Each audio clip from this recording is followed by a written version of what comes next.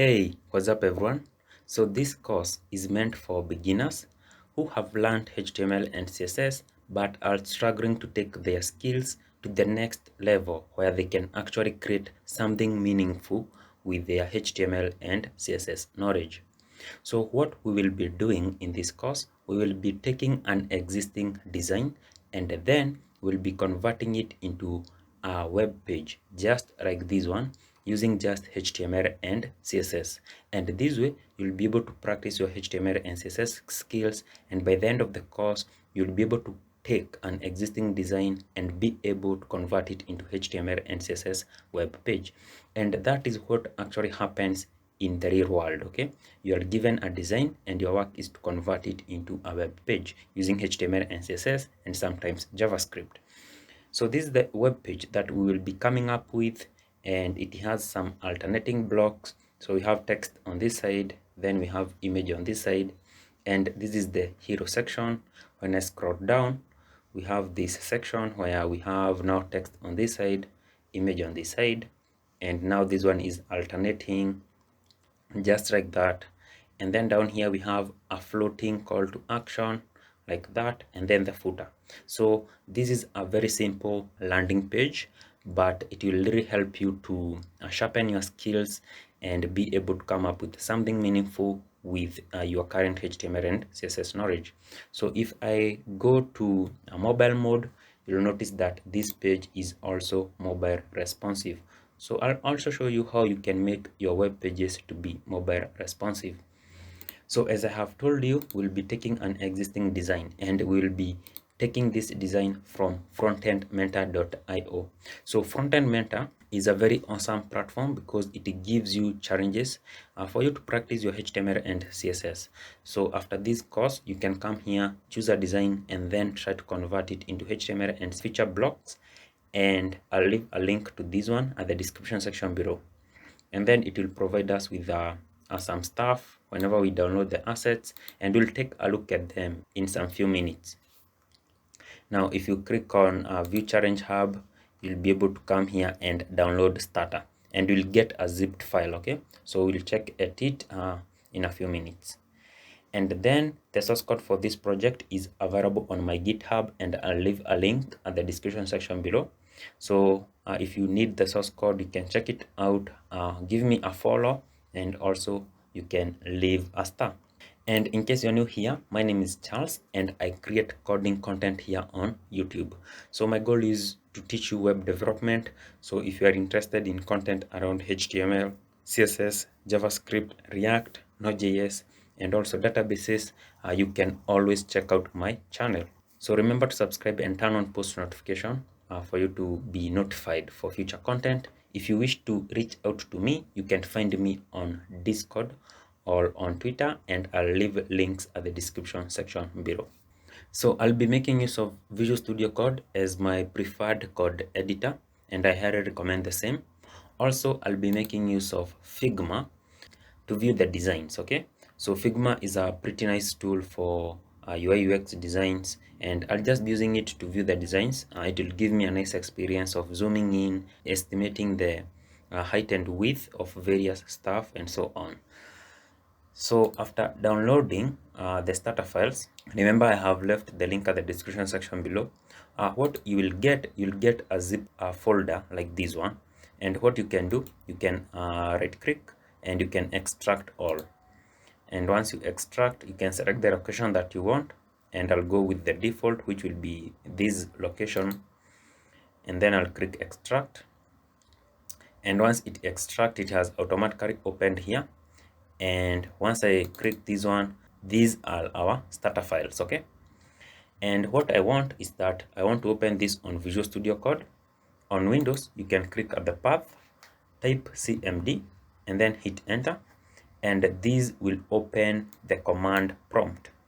And then from here I can use this command, code space and a full stop, and then I hit enter, and that folder will now open on Visual Studio Code. So there are many ways in which you can open a folder on Visual Studio Code, and this is just one of the ways. And then we can explore what we have here. First of all, you can see we have index.html file, and this file, all it has is some pre-written content down here and also some pre-written code. So we will come back to these, okay? And then at the very top at this folder we have design, and these are the images for our different designs. So these designs, I'll open them on Figma, and once you open them in Figma, they look something like this. And how you can do that is that when you come to the starter files, you can just go to designs, and then you can click on active states, desktop design and mobile design. And once you open Figma, you'll be able to drag and drop them right here. Okay, pretty easy. That is the designs. Now what we have down here is images. So these are the different images that we'll be making use of. So I'll just minimize that. And most importantly, we have a style guide right here, and this will give us the guide for different colors and also different fonts that you are supposed to use. Now another thing that you need to notice that the designs are made for desktop, which is having a width of 1440px, and then mobile, which is having a width of 375px. So for the desktop, since I don't have this kind of a big screen on a laptop, so the design might not look exactly perfect, but we will try our best to achieve a similar layout. Okay, now what I want us to do is to include these initial setups. So for these initial setups, what I'll do is that I'll open a CSS file, or rather create one. I can use this icon right here, new file, and I'll say main.css. And from here, I can include the initial styles. And we can start by importing fonts, okay? So for the fonts down here, you'll see we need Poppins for heading, and also we will need Open Sans. And we have a link here. So if I click Control plus click, Control click, I'll be able to open this link. Okay, it doesn't work actually, or does it? Yeah, it does work. It opens on the browser, or if you don't find it, you can just go to Google Fonts and then search for Poppins. And once we look again here, you'll see that Poppins font weight is 600. So what you can do is actually I'll just remove this first so that I show you from scratch. You can go to down here where we have a font style of 600. So I'll go ahead and select that. And then another font that we will need is Open Sans. So I can click on Google Fonts here to go back to the home page, and I can search for Open Sans. And here it is. So I'll click on it. And for Open Sans, once you look at these, you'll see that we need a font weight of 400 and a font weight of 700. So what you can do is that you can go to 400, select it, go to 700 and select it. And then down here you can go to import and select whatever is between the style tags. So I'll select that and copy, and then I'll go to my main.css file and I'll paste it at the very top. Those will be our fonts, Poppins and Open Sans. Cool. Now right here, I can go ahead and create some global styles. So I'll use a control and then the /, and right here I'll say global styles. And the first thing that I will do, I'll select all the elements, and also I'll use a comma. I'll select all the before pseudo elements, and then I'll use a comma, and I'll select all the after pseudo elements. And what we will do, we will just remove the margin, and also we will remove the padding. So I'll set them to 0 basically. And then right here, we will set the box sizing for all the elements to what we call border box. Now what this does is that it allows us to include the padding and the border in the width of the element. And what I mean by that is that, for example, let's say we have a div and we give this div a width of, let's say, 50px. And also we give this div a padding of, let's say, 10px. So what a box sizing of border box means is that this padding will be included in the width. Okay, so if we omitted it, what this padding will do is that it will increase the width of this particular div. So left and right, that will be 20. So generally the width will be 70. So to avoid that behavior, we set it to border box. So I'll just go ahead and remove this. Okay, cool. Now another thing that I need to do is to style the HTML. I'll set the font family for the entire page. So I'll set it to Open Sans. Hopefully it's written that way, and we will have a fallback of sans serif. So what we mean by a fallback is that if this Open Sans is not found, then sans serif is the one that will be used. Okay, and then now down here we can give it a font weight of 400. So that is one of the font weight that we imported. It will look sharper if I import it. If I didn't, it will look blurry. So make sure you import that font weight. And then right here you can set the font size, and I'll set it to 18px. And I think this is something that is specified right here. So this is the font size. Actually, I can press this to be side by side using this icon so that we see what we are doing. And we can actually also minimize this. Okay, cool. Another thing that I will do, I'll set the scroll behavior to smooth. So scroll behavior, is it here? Yeah, to smooth. And that is all I'll do for these HTML styles. And then I'll go ahead and style the headings. So for the headings, we will be using pop-ins. So I'll select H1, and then I'll select H2. I'll use a comma H2, I'll use a comma H3. And what I'll do, I'll set the font family for this one to be pop-ins. Pop-ins and a fallback of sans serif. And as you can see, we are supposed to use a font weight of 600, which we also imported right here, 600. So let's go ahead and set a font weight of 600. Okay, cool. Now another thing that we need to do is to set up our colors. So that includes pink and these other neutral colors here. And for this, we'll be making use of CSS variables. So this is how we use CSS variables. We need to select the root element like this, and then in here we can create a variable using 2 hyphens and then the name of the variable. So in this case, we'll make a variable called pink. So I'll say pink, and then we use a full colon, and I can copy this color. It's a HSL color, and I'll paste it here. So that is it. And then now down here I can make these others. So I'll omit very here and make pale cyan and dark cyan. So double hyphen, and I'll go ahead and say pale, okay, pale hyphen cyan, and I'll copy this one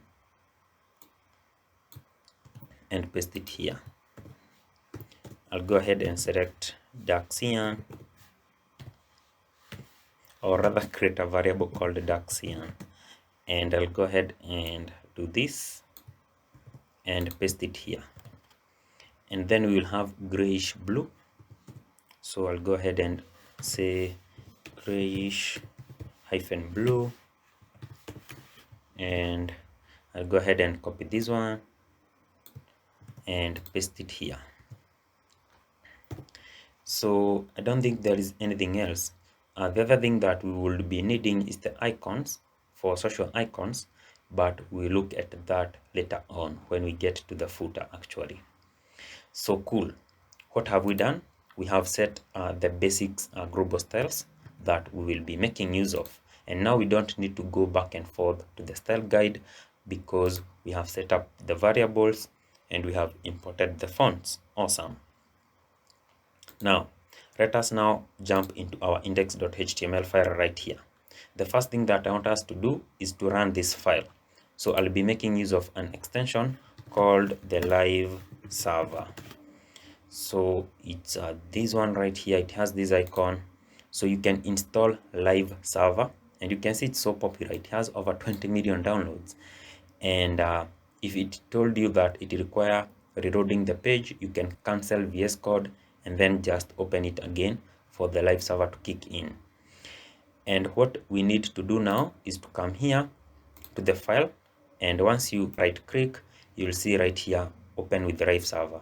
Also, if you come inside the file and right click, you will see, I think, something open with the live server down here, and I'll click open with the live server, and that will automatically open on the browser. And this is what we currently have. Awesome. Another extension that I might want you to download is called the Prettier extension.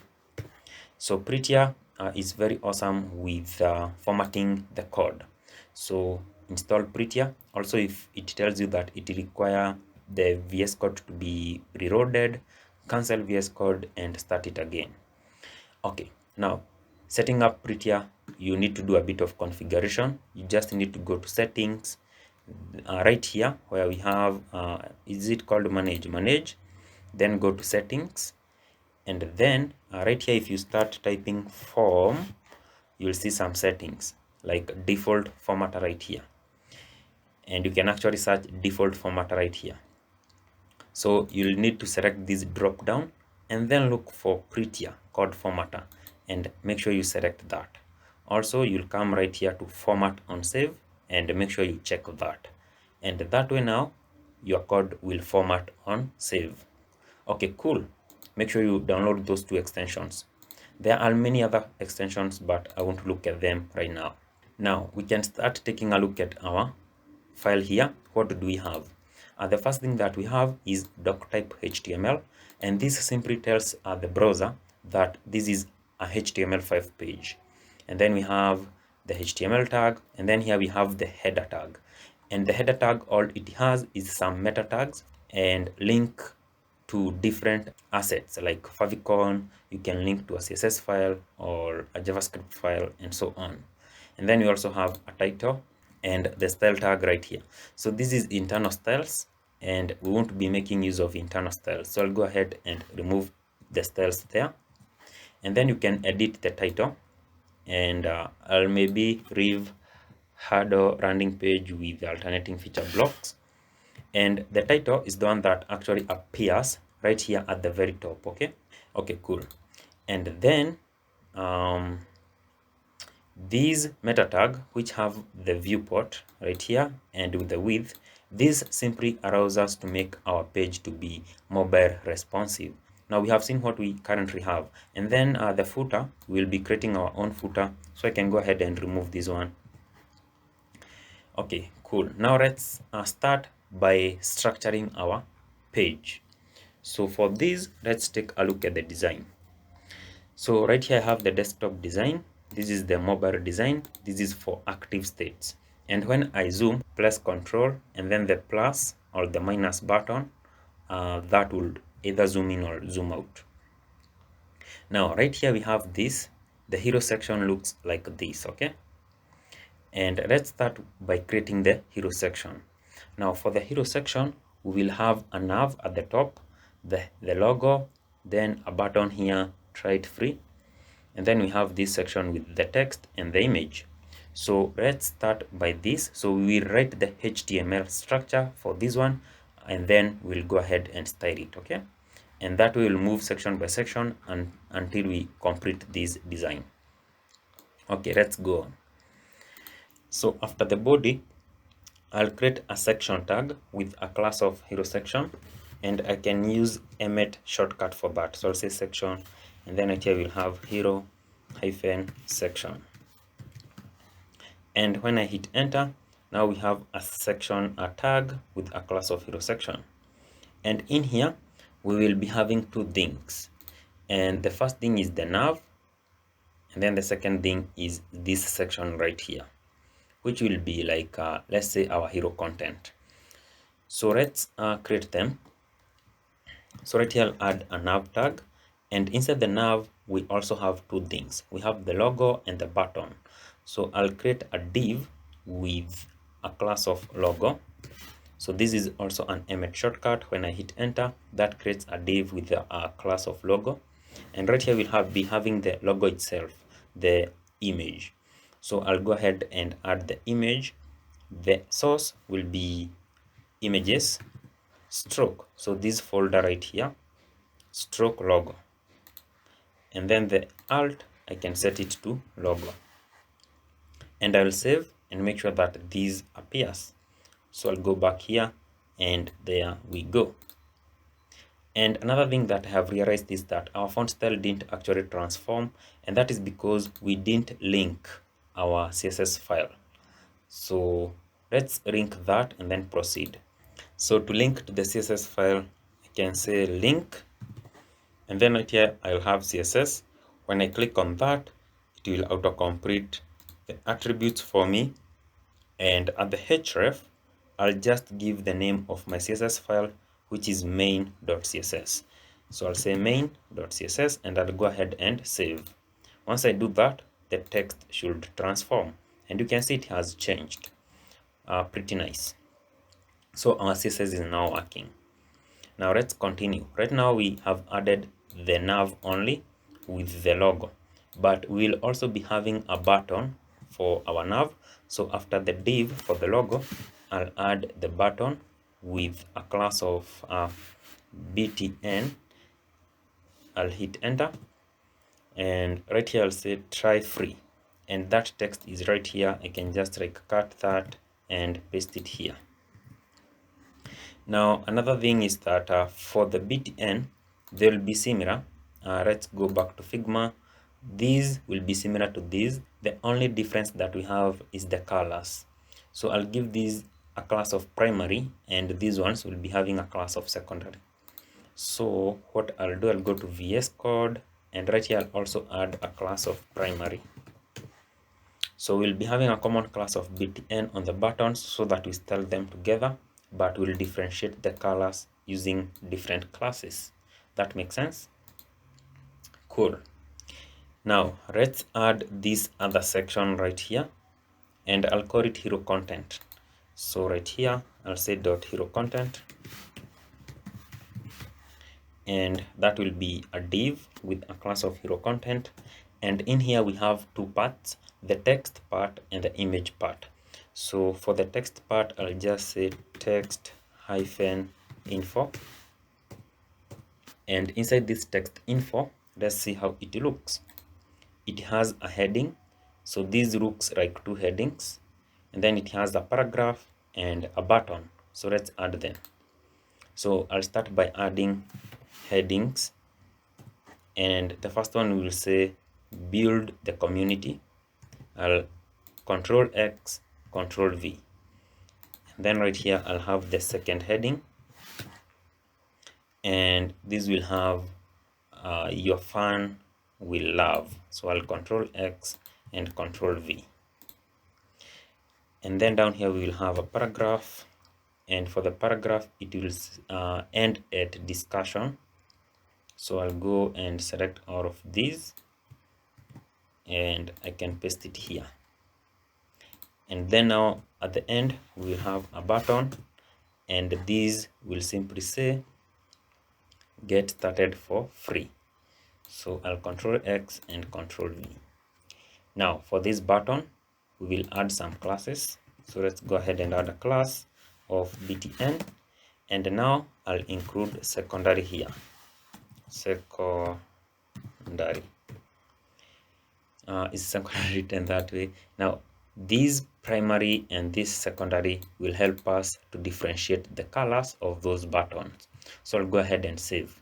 So this div, you can see it's for the text info, and there is a reason why we are arranging them this way, so that it's easier to style them with CSS and also lay out them nicely. So that is key. It's good to determine the sections that we have.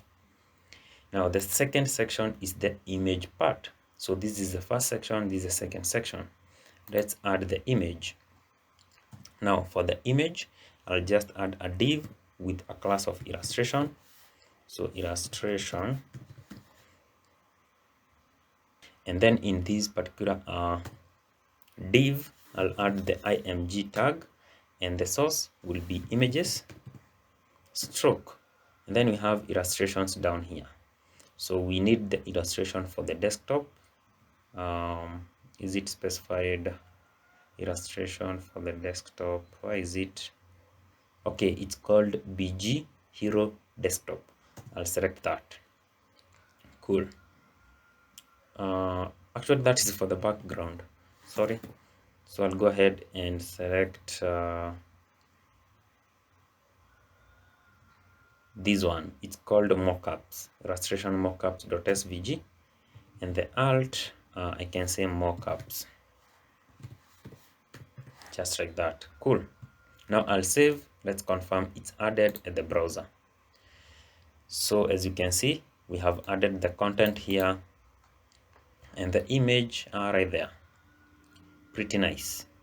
Now that is the hero section, okay, and that is the HTML structure for it. So let's go ahead and style this section using CSS.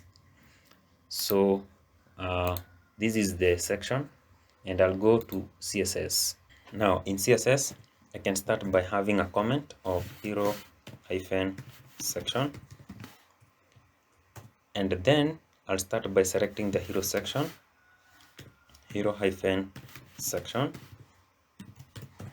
and actually let me put this by side by side with my index.html file so that we see what we are doing. Okay, so what have I done? I have selected this hero section, and let's give it a height and a background and also a padding. So I'll give this a height of 100 VH, and what this means is that it will occupy the viewport height, and the viewport height, you can think of it as the height of this screen from the top here up to the bottom here.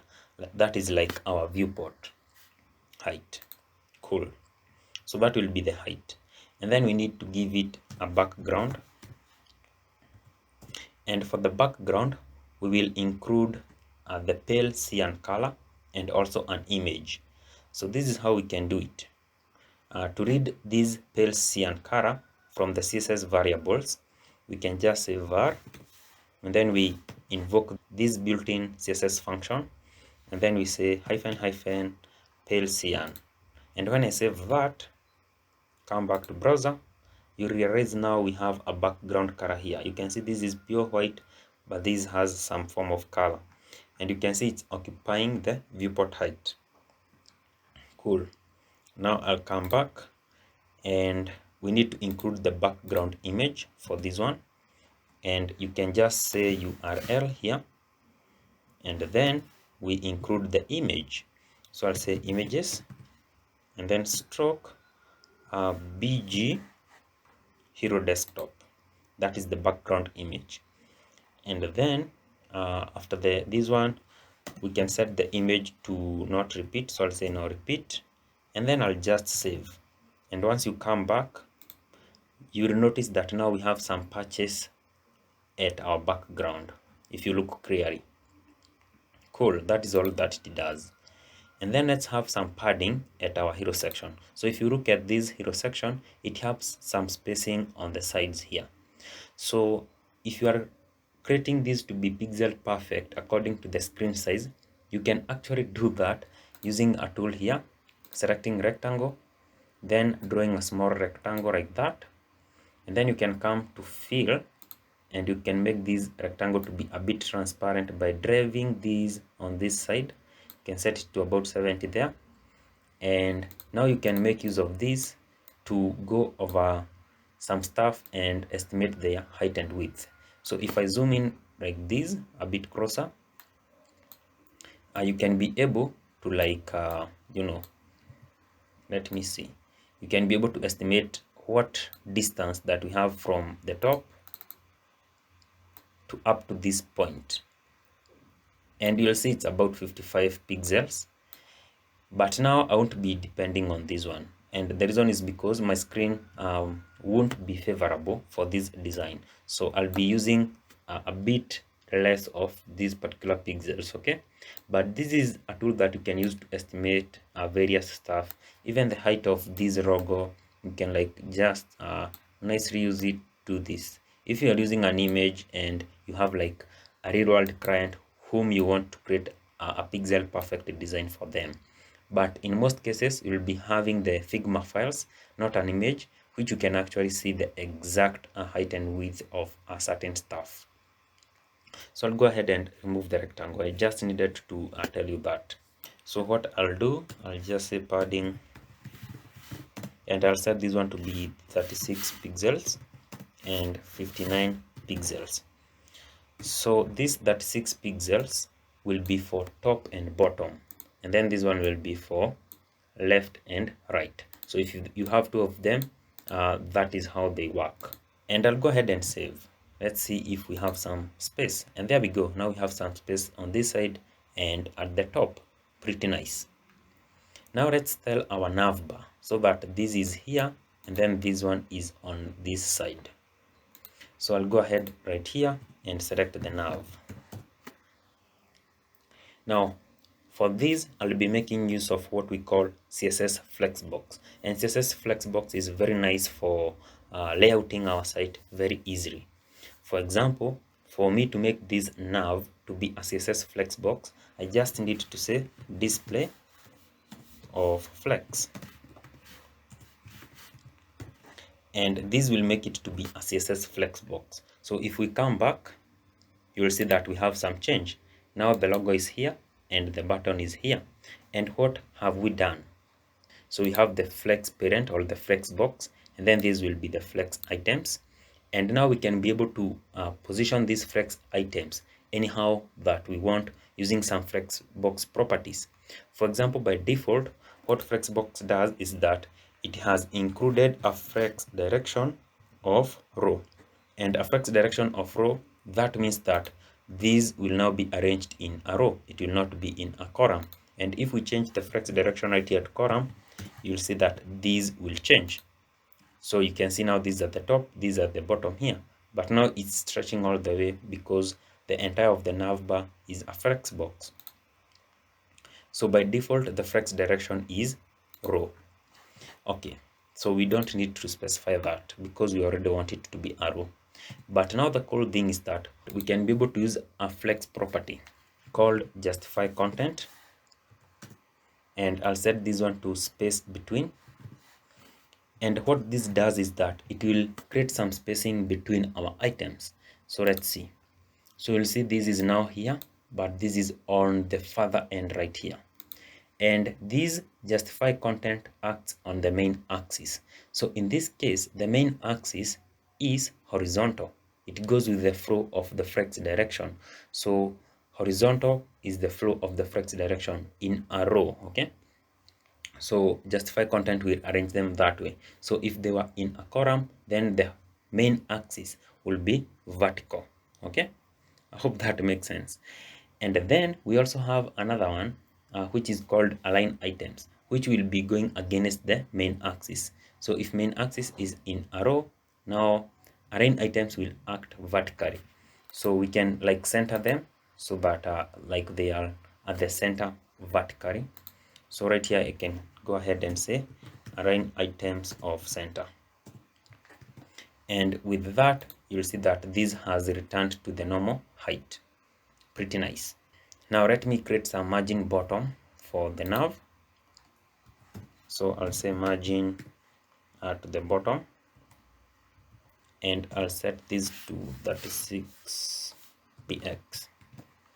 And if we check at that, now we have some nice margin. Let's select the logo and give it some nice sizing. So I'll say dot logo, and then I'll say img. This is to be a bit specific on which image that I'm selecting, and whatever I'll do here, I'll just give it a height of 26 px, and I'll give it a width of outer. And once we save that, you'll see now it's a bit smaller and a bit decent. Now let's style this button, and for the button I'll make use of the global style for the button. So I can come at the top here because we'll be having button at other places, not just the hero section. So right here I can just add a comment of buttons, and I'll say .btn, and whatever I'll do, I will remove the border. So I can set the border to none. I will remove the outline. I'll set it to none, and I'll give it a border radius of 30px,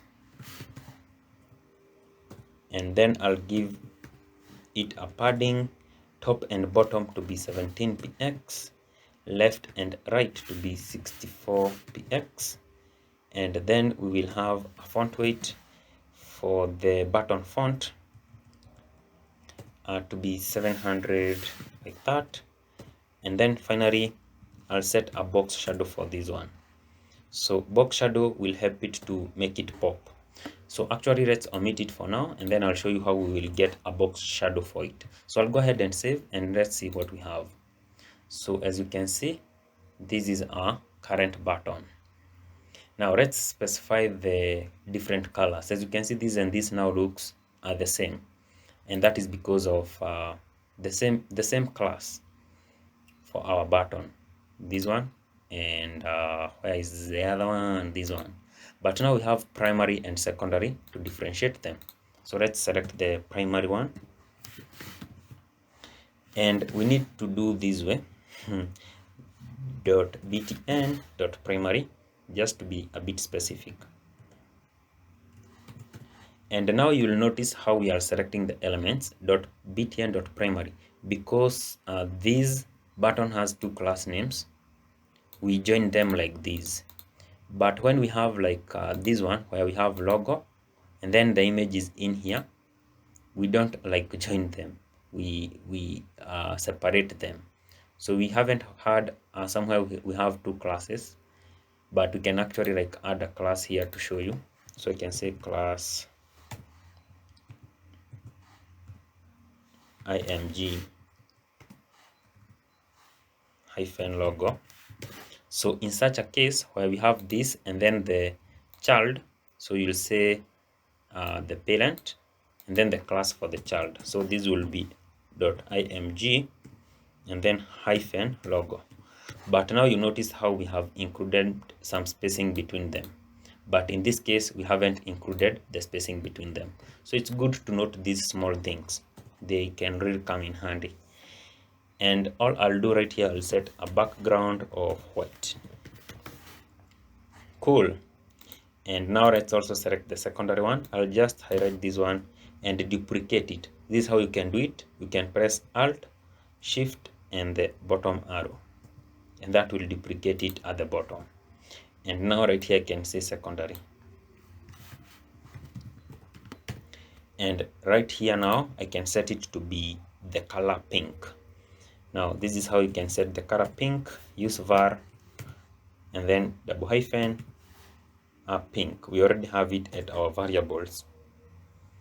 And for this one I'll also set the color itself to be white, and I'll save. Now let's see what we have. Now look, this is white, but this one should be pink, but it is not, so we messed up. So secondary, the spelling is off. So I'll save, and there we go. So this is pink. Pretty nice. Now we want it to pop and have it as having some shadow. If you look this closely, you'll see that it has some shadow. And we have nice tools for shadow. So you can just like Google for CSS shadow. And then you will see this website, getcssscan.com, and it has a lot of box shadow examples. All of these, pretty good stuff. So you can choose any box shadow that you want, and I don't know, I'll select any of these. I'll select the fourth one. Once I click it, it is copied, and then I can go to the button, paste it there, and that is our box shadow. Now when I come here and preview, you'll see that this is now popping and it has some box shadow. Awesome. And then another thing is the hover option. So when we hover, we want it to pale out and also have the cursor as something else called the pointer. So to add a hover effect, .btn :hover, and all we will do, we will set the cursor to pointer, and we will change the opacity of everything to 0.8. Now when I come back and hover, you'll see it's changing to pointer. When I hover over this one, changing to pointer, and now you can see it's also like paling out. And that is all we need to do for that. Cool. Now look, we have completed our navbar. It looks exactly as what we have here. Okay, the only difference is that we are on a different screen size, and they might not look perfectly the same, but they look awesome either way. Now let's tell our hero content. So I'll come down here and we will just continue with the hero section. So right here I'll say hero hyphen content. Okay, content. And for the hero content, it's this section right here. And as you can see, how we arranged them is that we have two sections: text info and illustration, and we need them to be side by side. So we will simply make use of flexbox. So I'll set the display to be flex, and that way those two sections will be side by side, just like that. Now we have this here and the image on this side. Now another thing is that we want them to be at the center. So you can see these, it's at the center like vertically, with this one vertically. So with that is going against the flex direction flow. So we make use of align items to be at the center. So that is the hero content, the parent. Now we need to go to the individual items, flex items, and we want them to occupy equal spacing. And for that, we will be giving them a flex of 1 for each. So I'll select the text info and I'll give it a flex of 1. And then I'll select the illustration. So I can say dot hero content space dot illustration,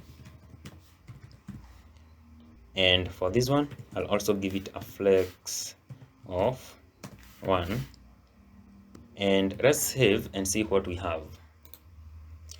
So this has gone to the center, yes, but the image is still misbehaving.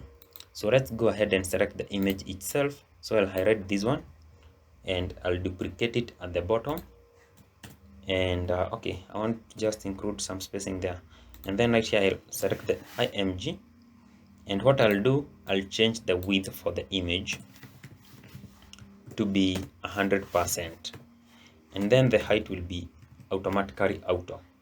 So this will resize the image just like that. Awesome.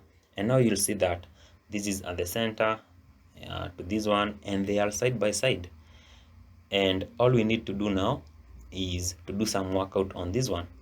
So they are occupying equal spacing because of flex of 1 and flex of 1.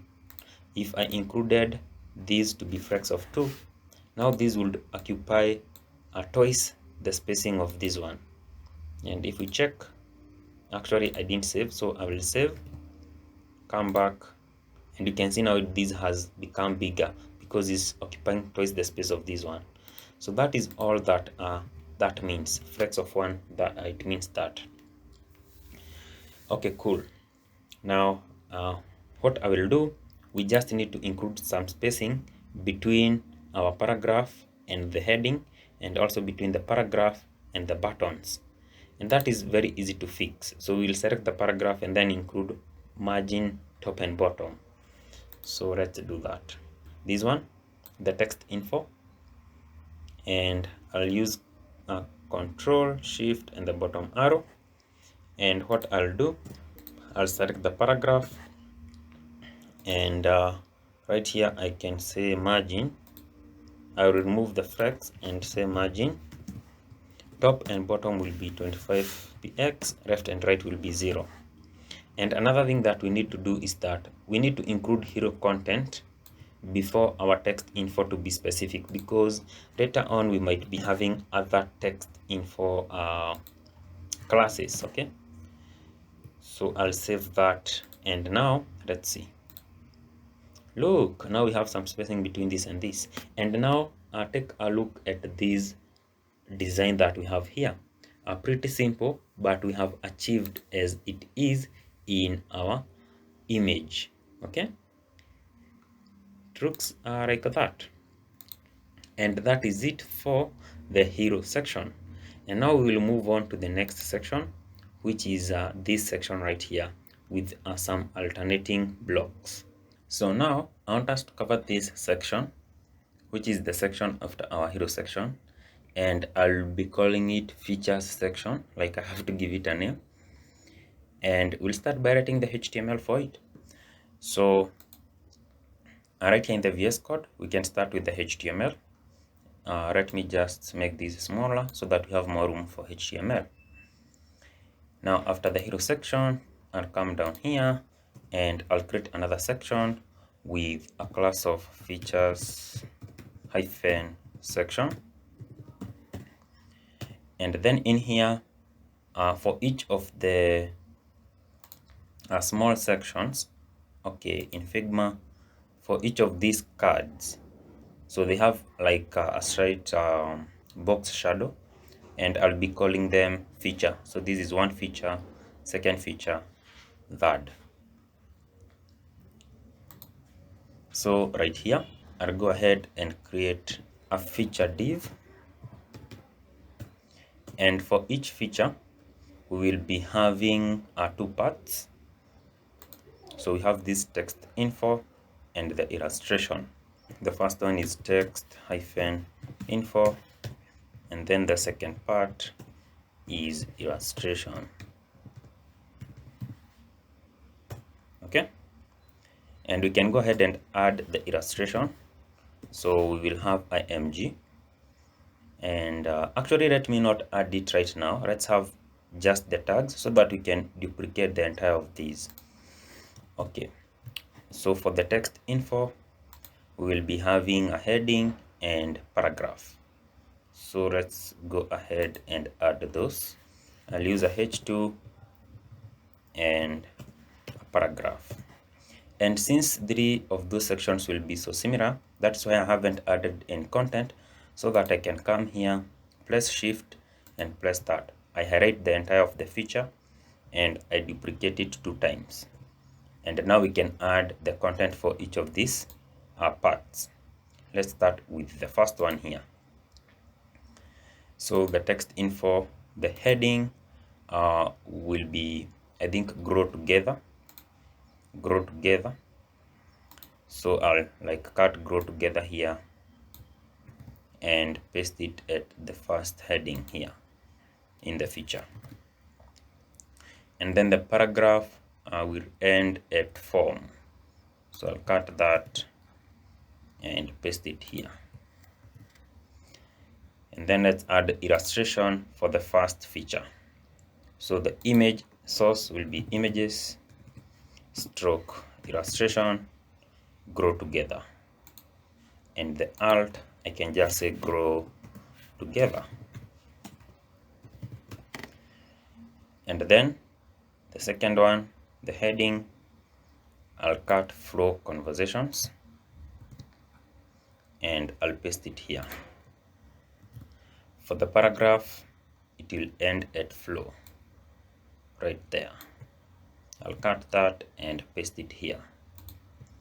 Let's go ahead and add the image. The source will be images stroke illustration flow conversation. And then now let's add the last one, just your users. I'll cut that and paste it here. And then the other one will end at immediately right there. So I'll cut that and I'll go ahead and paste it here. Let's add the image. Now you already know the drill. Illustration and then your users. Let's add an alt of your users, and also I'll add an alt for this one to be flowing conversation. Okay, cool. And we have already added the markup for this, and also realized how we have arranged it so that it's easier for us to style. So you have feature section. Inside the feature section, we have each feature arranged nicely independently. For each feature, we have the text info and also the illustration. Let's go ahead and style this with CSS. So the first thing that we will do is just add a comment, and I will say features section, and maybe spell this one right. Cool. And then now right here, I have a lot of spelling mistakes. Let's select the features section class, features hyphen section. And when you look at these, you'll see that we have some padding right here at the top. And if you want it to be pixel perfect, also again, you can use your rectangle. So if you want it to work perfectly for the screen size, the desktop screen size, that is. So you see, you can just estimate like this to be about 153 px. But again, I'll not be using this size because I'm on a small laptop, so I won't use it.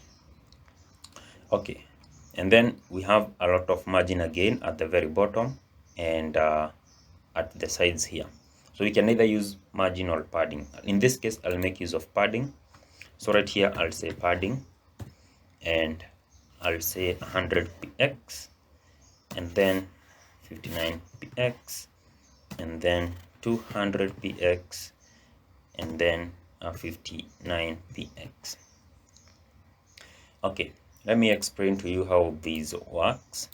So these values goes clockwise. Okay, so this one is at the very top, so that is the top value. Then this one is on the right side, so this is padding right. Then this one is bottom, and this one is left. Easy to get that. Okay, and the same goes for margin. Okay, so when you use 4 values, that is the order. Okay, cool. And once I save that, we can go back to the web down here, and you'll see we have it.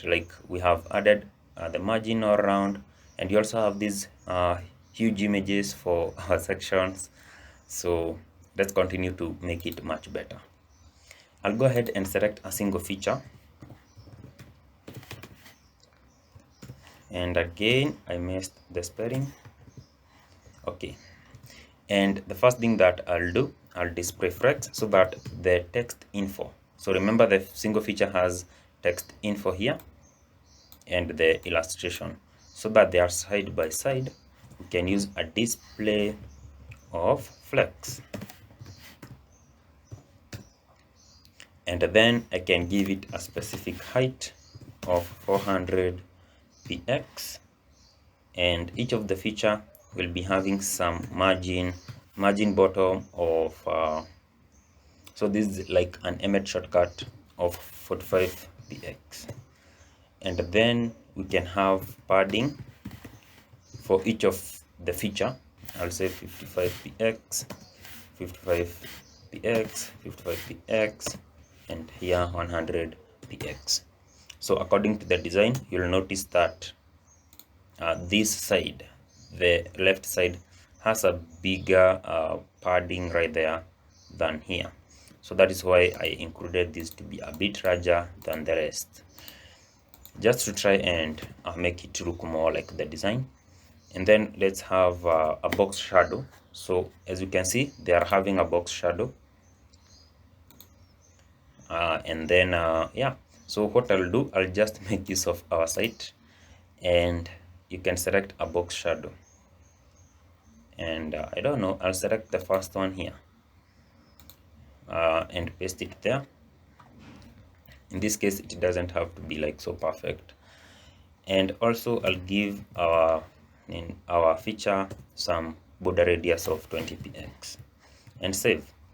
So if we preview this on our browser here, you'll see we have that box shadow. The height is up to this point, but the images are still ruining our thing. So we will give the text info here and the illustration the same size like we did with our hero section. Let's do that. So right here now, I'll say feature.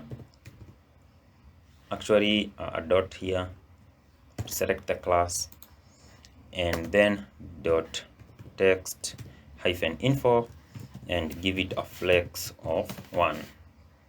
Again, I'll come down here, dot feature, and then we select the illustration, and we also give this one a flex of 1 so that they occupy the same space. Since we already specified the height here, we can come down here, we select the image, so I'll say feature dot illustration, then img. We need to have a spacing there, and we give it a height. So you can either give it a height or a width. So if I give it a height of 90%, let's see what we have. You see, much better. Now this is smaller, and also you can use a width if you want. So if I use the width, let's see what we have. And yeah, now this works in terms of width. So I'll stick with the height. So I'll just go with the height, and then width will be auto. So I'll go back to the text info. Let us start with the text, and I'll add a display of flex to it. Display of flex, and by default this will have a flex direction of row. So when I save these, you will see that they are side by side, the heading and the paragraph, but we don't want that. So we will go ahead and change the flex direction to column. And now what we will do, now the flex direction is in a column like this, but now we want to center this content at the center, like it be at the center of our vertical column. So for that, we will now use justify, and then we will center. And once we do that, you will see now this drops down here at the center. Now let's go ahead and also style this illustration. So remember, inside our illustration is where we have the image. So we can do the styles in here to position the image, and we will add a display of flex, and then we will align the items to the center. This will center it vertically, but we also need to move this to the very end here. So for that, we can use justify content of flex end, like that, and save. And now this will be pushed to the very end. And remember, this has a flex direction flow of row, while this one is column. So you'll notice that we are using different properties to arrange them differently. So for example, for us to center this one vertically, we used to justify content of center, since the flow of the main axis is vertical. And this one, to arrange them at the center, we used align items of center, since the flow of the main axis is horizontal. Cool. I hope this is making sense. Now with that, you'll notice that we have achieved most of our style. It looks like this. Let's see. Look, it looks like that. And the only thing that we will fix is the color of the paragraph, but it looks like that. Now the only difference is that this one is on this side, this one is on this side, while ours is on this side. All of them are on the same side, so we want them to alternate as well. So let's first fix the paragraph and then fix this one real quick. So right here, I'll go ahead and select the paragraph. So the paragraph is at the text info. So after the text info, I can say feature dot text info, and then the paragraph. Also make sure you select the class here, and all I'll do here is to give our paragraph a color from our variables, and I'll use the grayish blue for the color.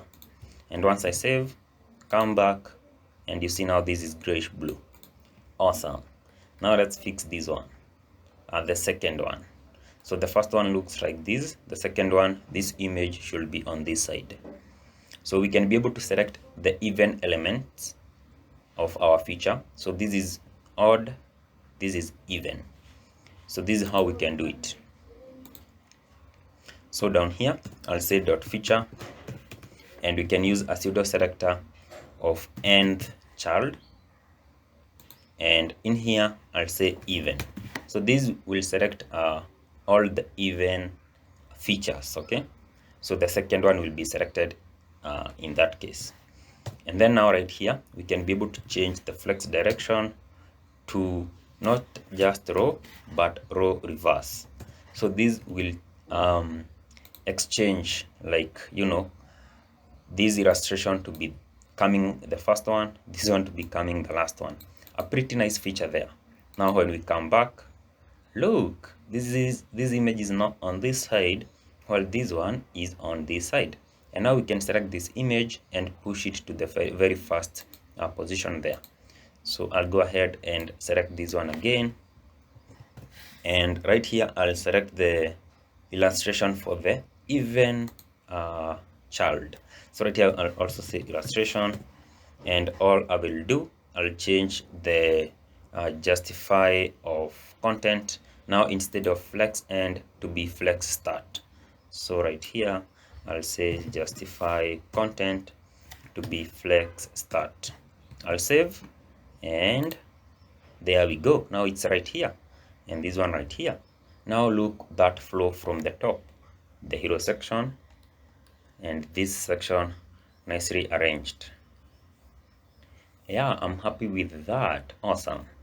Now we need to move on to the next one, and the next one, what we will cover first is the footer, and then we will cover these floating call to action, or CTA. So the next thing that we are going to cover is the footer. So now for the footer, we will divide it into two sections. We will have this contact section right here, and then we will also have this links section. Like I want this to be on a separate section so that we can style these nicely at the same level. Okay, so let's go ahead and add the HTML markup for our footer. So at the HTML file, I'll just come after our section tag, this one. Actually, this should have been section. We gave it a div. We can rename it to section so that we nicely structure our code, so that after this section I can just add the footer right here. So I'll say footer,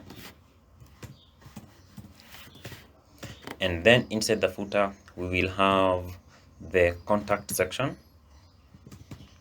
contact. Then after the contact we will have the links. So for this case I'll move a bit fast, since you now already know the drill. Okay, now at the contact we will have several stuff. The first thing is the logo, and then we have location, then phone and email. So let's start by adding the logo.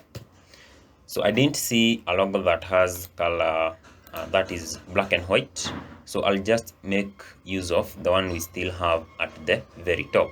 So right here I'll say images stroke logo, and it's not suggested, images stroke logo right here, and then I'll just say logo. So that is the logo. Actually I should have included it inside a div with a class of logo. So right here I'll say dot logo, and then I can move that image in there. Okay, cool. So inside the contact we have the logo.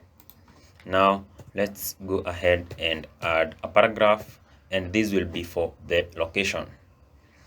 And as you can notice right here, we have an icon and then we have the text. So these icons are already provided for us in the images folder.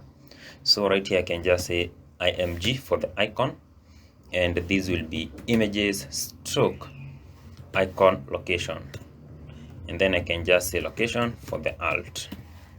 After that, we should have some text, and I'll make use of span tag, and I'll give it a class of text. But the text in here, actually I should quote this nicely. The text in here is RRM ipsum text, which comes after get started here for free, this one, and will end at let's see, right here before the number. So I'll cut that and then I'll include it at our text. So some tab, and there we go. Okay, let me include some more spacing for this one. So what have we done? We have included a paragraph with an icon and span. So this will be the same format for our phone and for our email. So I'll just highlight this one and duplicate it twice. But now the icon for this is for the phone, will be stroke icon and then phone. And then instead of this text, we will have the phone number. So I will cut that and I will include it here and change this one to phone. And then let's go to this one. This will be stroke icon email. I'll change this to email, and I'll change the text to email. So I'll cut that and include it here. Cool, so far so good. Now this section is for the contact. Now we have another section for the links. So after that section, I'll say dot links. Actually we already added it, sorry, we already added it here. Let me call it footer links. Okay, footer hyphen links. And then when we check at it, it has three sections now. We have these links, and then we have some social icons, and these are also links. So for this one, I'll give it a class of links, and this one links, because they look the same, and these I'll give it a different class name. So footer links. So first of all, we will have links, and these will be twice, so there will be two. But then after that, we will have some social links. So I'll just say socials. Okay, so let's start with the first one here, and this will be just a tags. So an a tag here, you can include a specific link. I'll just include a hash as a placeholder, and for this one we will have about us. Actually, let's duplicate this first so that we can just paste the texts about us and then what we do. I'll cut that, paste it here, and then FAQ, I'll cut that and paste it here. And then after that one, we have other links again, and for this one we will have also a tags going to hash, and I'll duplicate it 2 more times. Then I can just copy career, cut, paste, cut blog, paste blog, cut contact us, paste contact us. And then for the socials, as you will notice from the style guide right here, you will see that for the social icons, we can use any of these.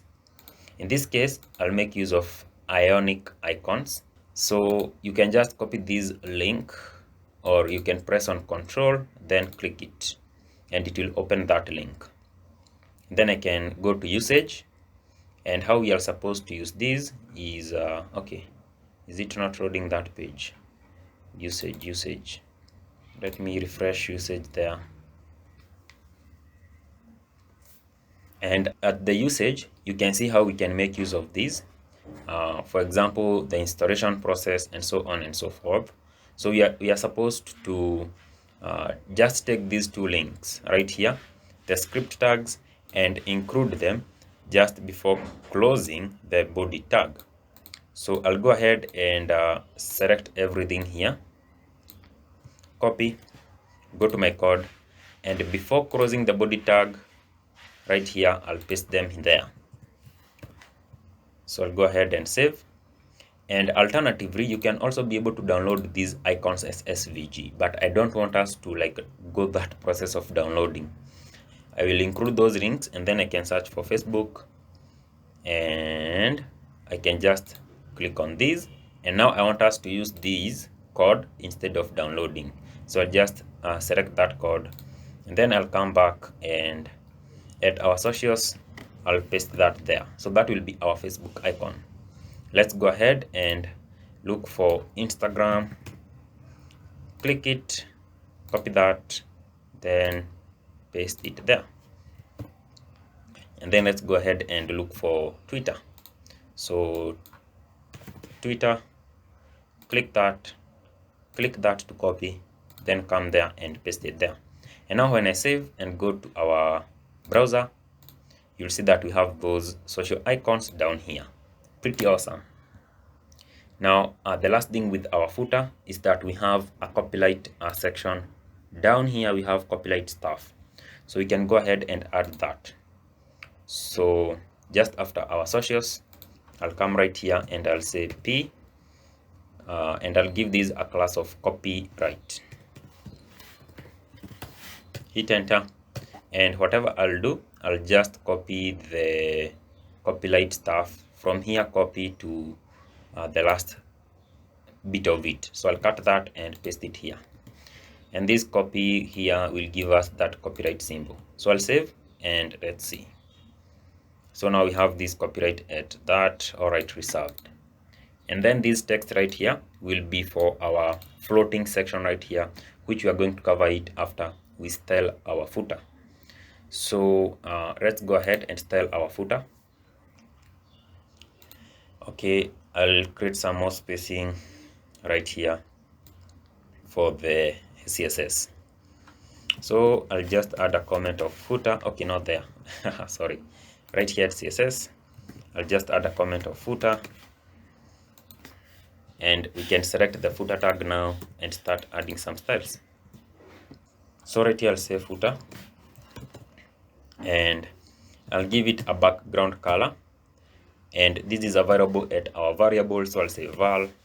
And then double hyphen of dark cyan. And then when we check at that, now we have that background color. But you'll notice that our logo here is not clear. And that is because the color is the same as this background color. And I didn't see a logo that they provided with the white color. So what I'll do, I'll just decrease the the darkness of this cyan color. When I hover here, I can just move this a little bit, okay? And then I'll save that. And now when we check, you'll see that our logo is now a bit clear, although not so much clear. But this video is just for, like, you know, showing you how to do it, so I won't mind too much about that, as long as it's a bit clear there and we can see it. So I'll just go down here and I'll change the color for everything to white. You can see it's black, so I should change it to white like this. So I'll say color to be white. And then let's try to move a bit fast. We have two sections which we will use display of flex. And when I save that, you'll see that those two sections is this contact section and our links. So if we check at the browser, you'll see now our contact section is here and the links are here. So let's go ahead and add these other styles. We will align the items at the center. So I'll say align items to the center. And we want to justify content to have space between. So we'll create some space between them. And let's add padding. And we will use these values. Top will be 150 px. then 70px for the rest. So 70px, 70px, and 70px. And then I'll change the font size for the footer to be 14px. Cool. When I save, let's see what we have so far. Now we have some good padding around everything, and then we have these right there for the contact and these for the links. So we can select this contact and give it a specific width. Okay, so right here I'll go ahead and say dot footer, and then dot contact. Actually it's not dot footer but just footer, like that. And right here we will just give it a width of 100%, and then we will give margin to the right so that we create some spacing between the contact and the links of about 2 rem. And actually this is width, but we should also include max width to be about 350px. So what this will do is that it will make it to be a bit responsive.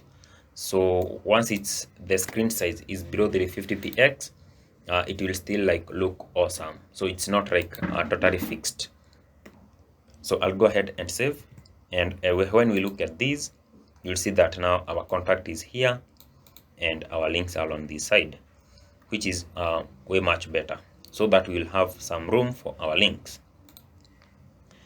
And then let me just like remove this text from here and include it above our footer. So we will come back to it later on. So I'll save that. And yeah, now our footer is touching the bottom. Okay, let's continue with the styles.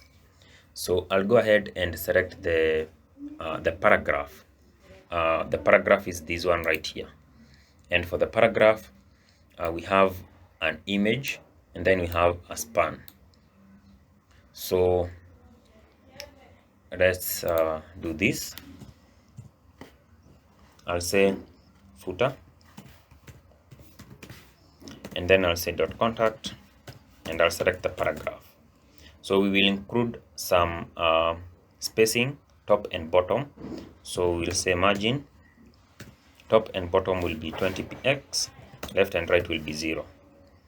And then I'll add a display of flex, and I'll specify here to align the items at flex start, just that. And then at the paragraph we have an icon in form of an image, so I can select the footer again, and then dot contact, and then we select the P and img. Now for this one, I'll just give it a specific height of 14px, and I'll include some margin to the right, so that we have some cool spacing of 15px. So let's see what we have when I save that. Look, we have some spacing here and there, and this is actually looking pretty awesome. But let's bring this icon a little bit down so that they are almost at the level with the text. So what I'll do, I'll say margin to the top here, margin to the top of 3px, and then I'll save. And this looks awesome to me, pretty nice. Now let's go ahead and style our links. So now we can style our links here the way they look like this, but before you do that, we can make our logo to be a bit smaller. So I can select that logo. So right here I can say dot footer, and then dot logo, and then img. Actually, I keep forgetting this footer is not a class, so make sure you remove that dot. And all I'll do here, I'll give this a height of 26px, just to make it a bit smaller, and it will look much nicer that way. And there we go. Now let's style our links. So down here I'll select the links. So remember we had contact, and then after contact we had footer links, and footer links we have these sections right here. Actually we should include this copyright outside the footer links, so I'll bring it down there.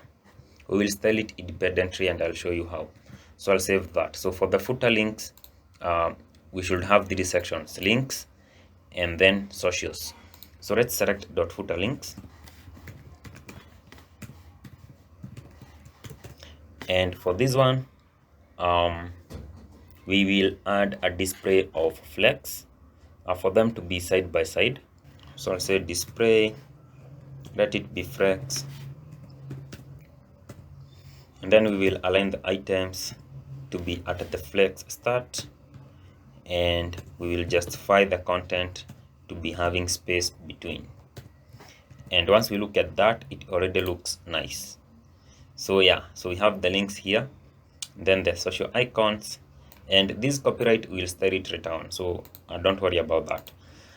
Okay, so we will select these a tags inside our links.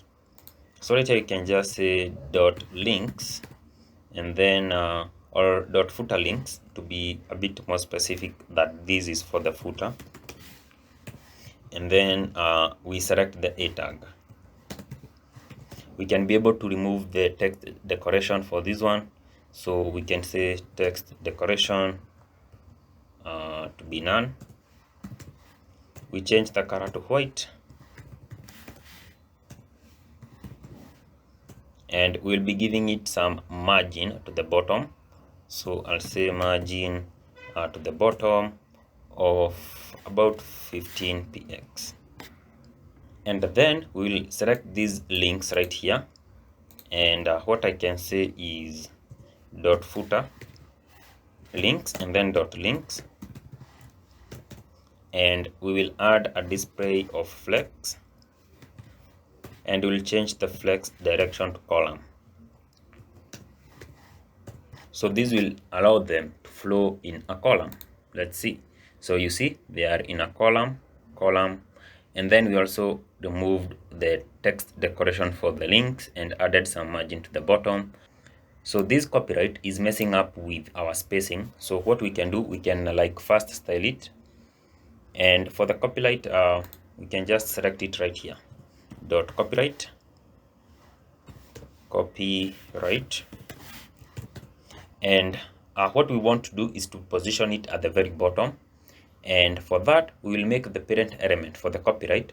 So you see the copyright is here, the parent element is the footer, so we will make the footer to have a position of relative, so position of relative, and then we will make the copyright here to have a position of absolute, and this way we can be able to move it around at our footer.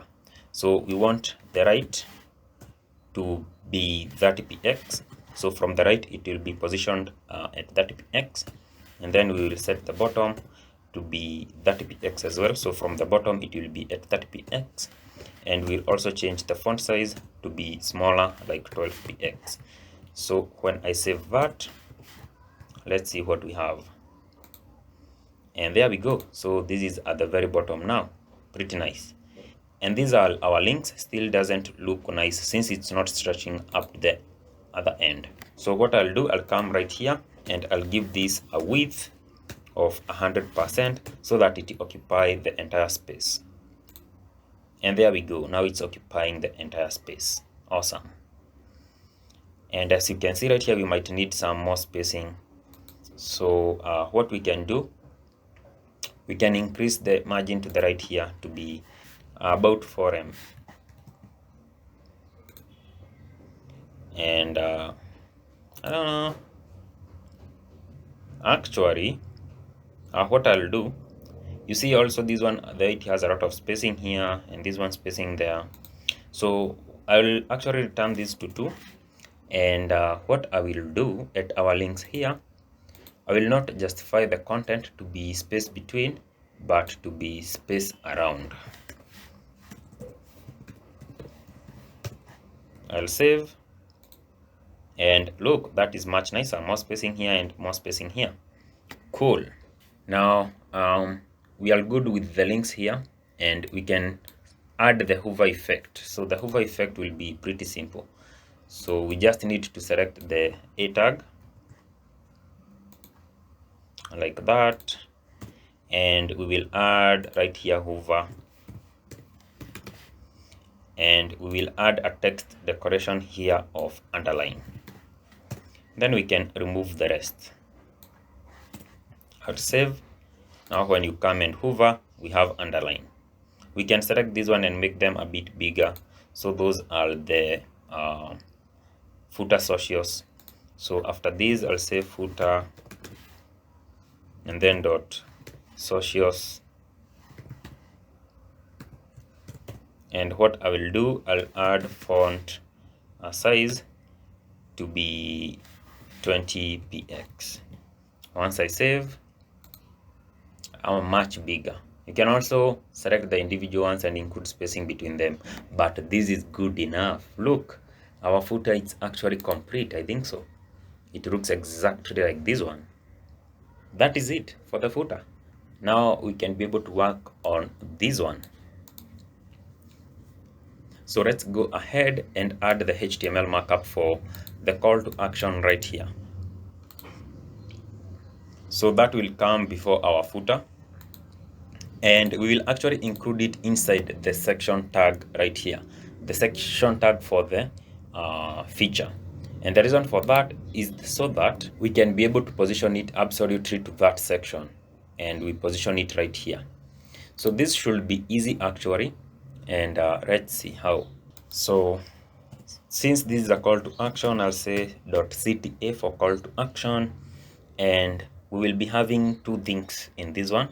We'll be having the heading, which is this one, ready to build your community. So I'll cut that and paste it here. And then we will be having a button, and this button we have already styled it, so we will just include the class names. So I'll just cut this text first, include it here. Okay, get started here should be part of the button, so I'll cut that and paste it there, and a spacing, then remove that spacing there. And right here I can just include a class, and this class will be having btn and secondary.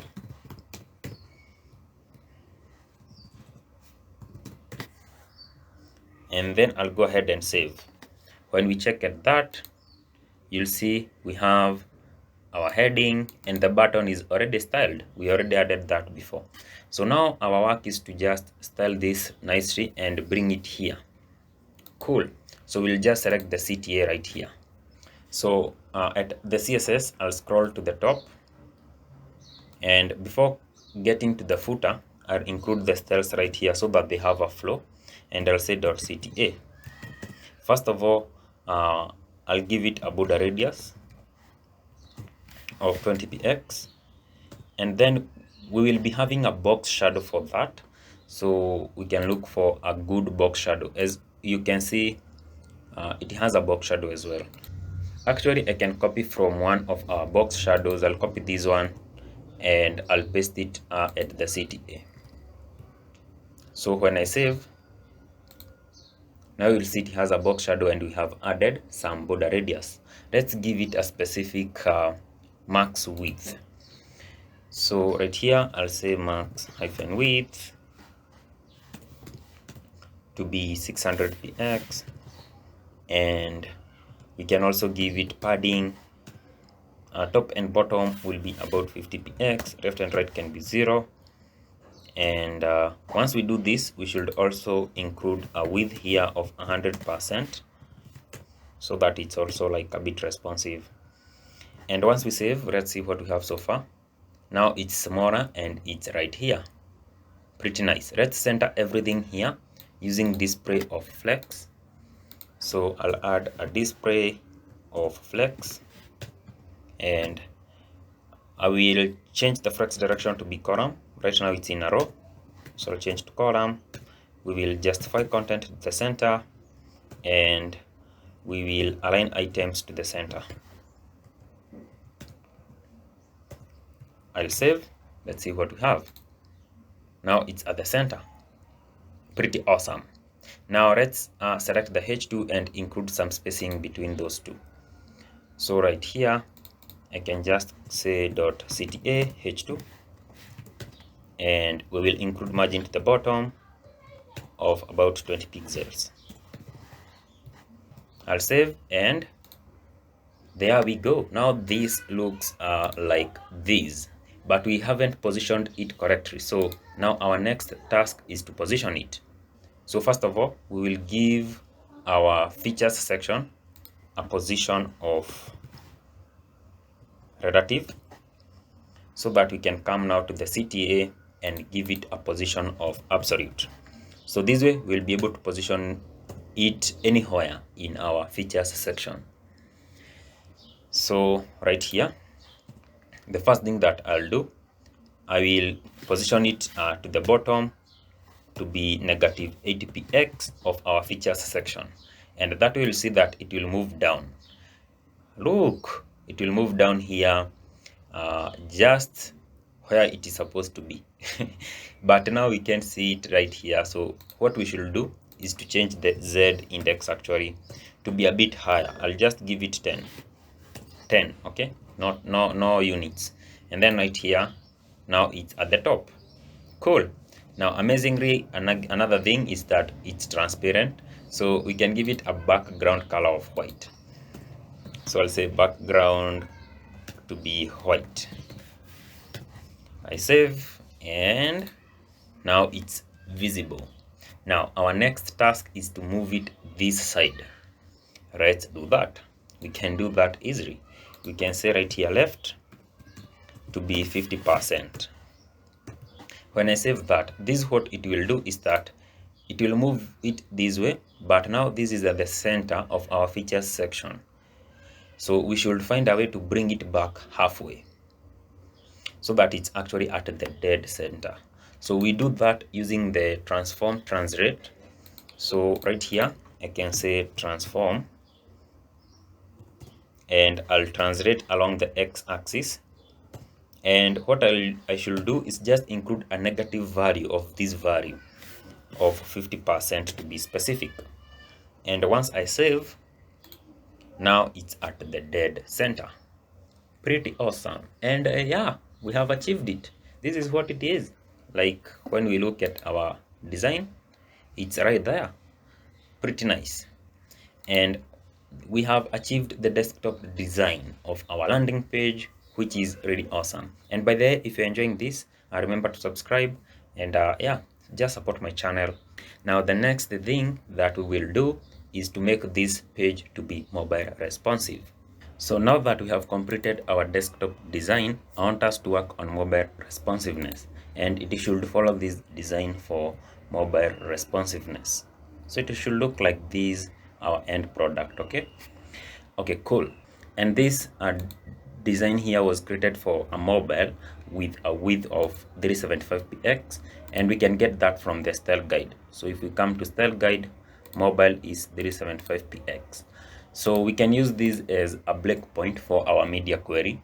So this is how we do it. So right here we can say at media, and then we use these brackets, and we can specify a max hyphen width of 375px, and then we can include the styles in here.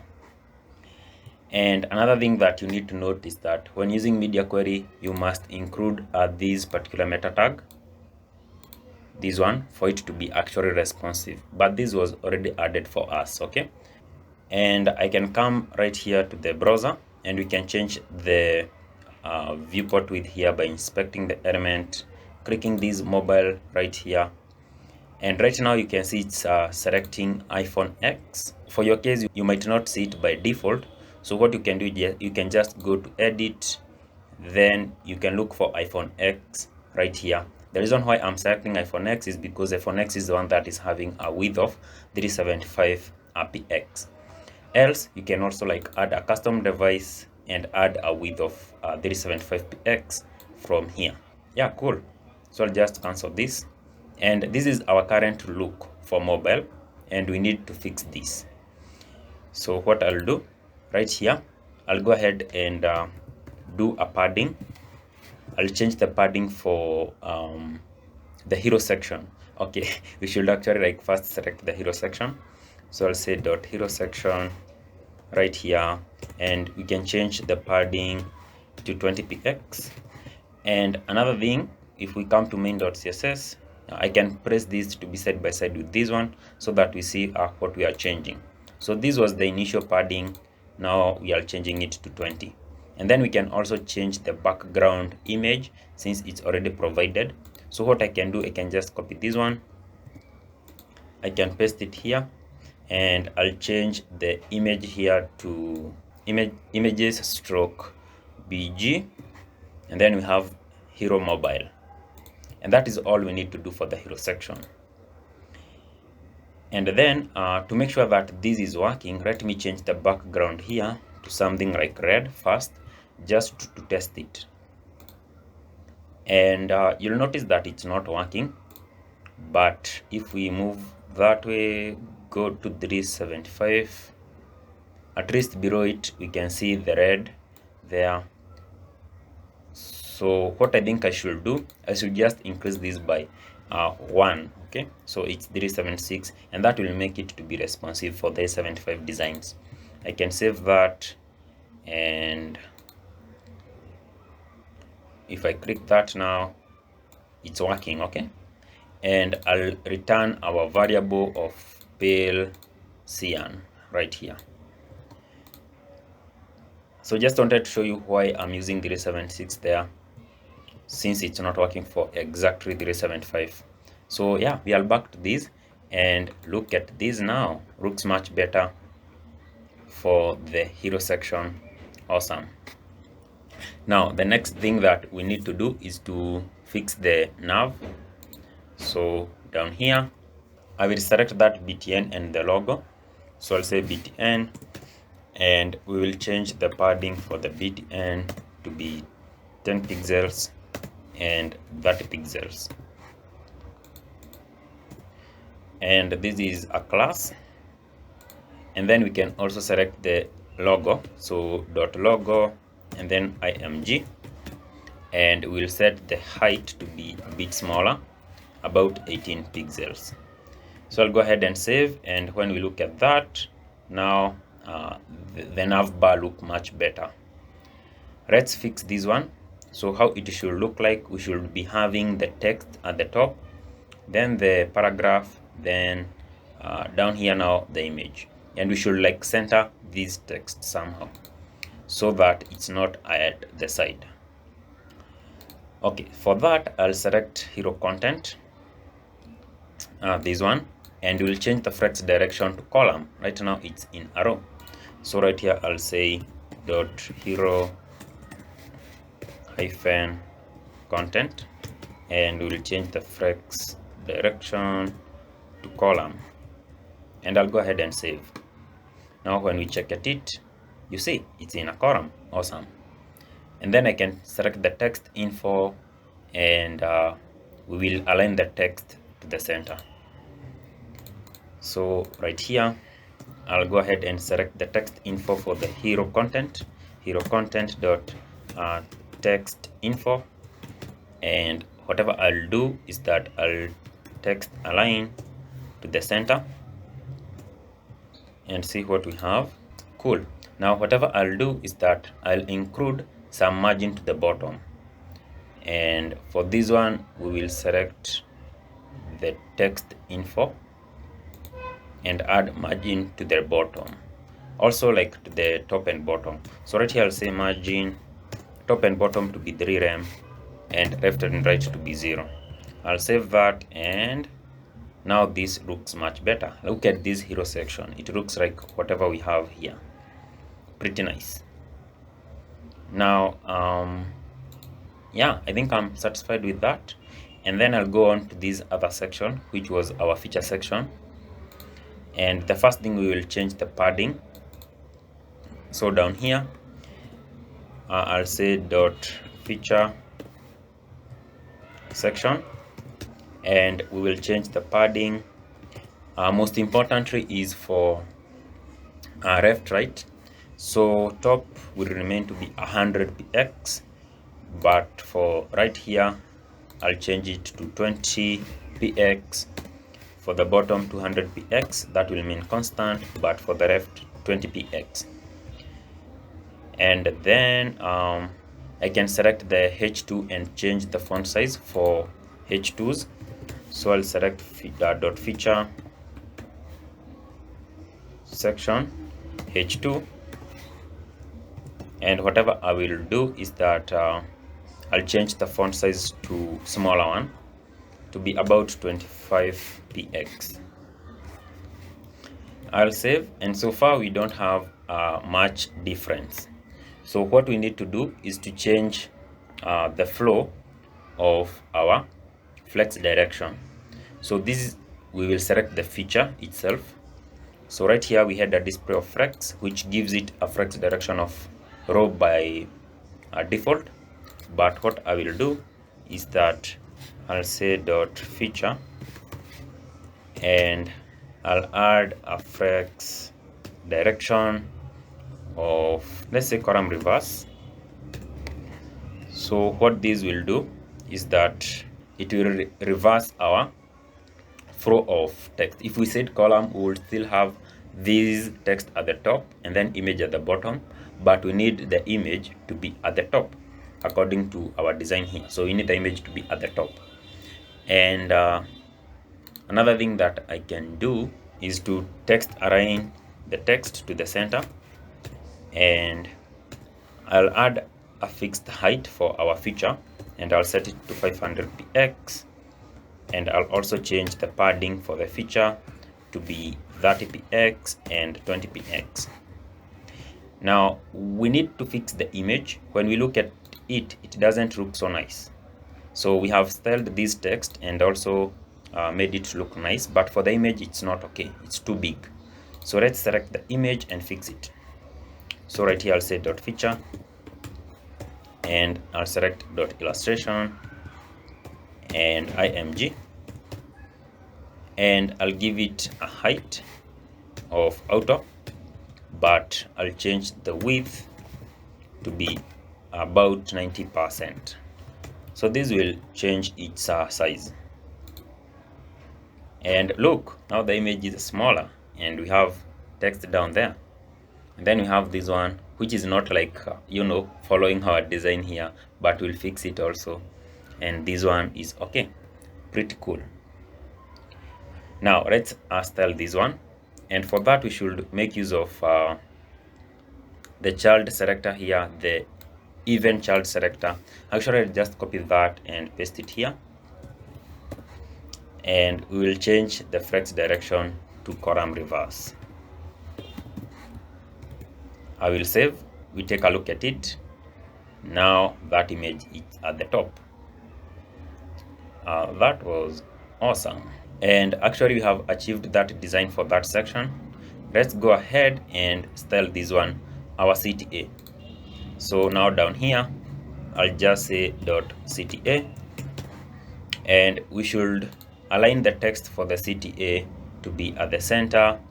We should change its width and maybe the padding. So we want it to fit nicely at this section.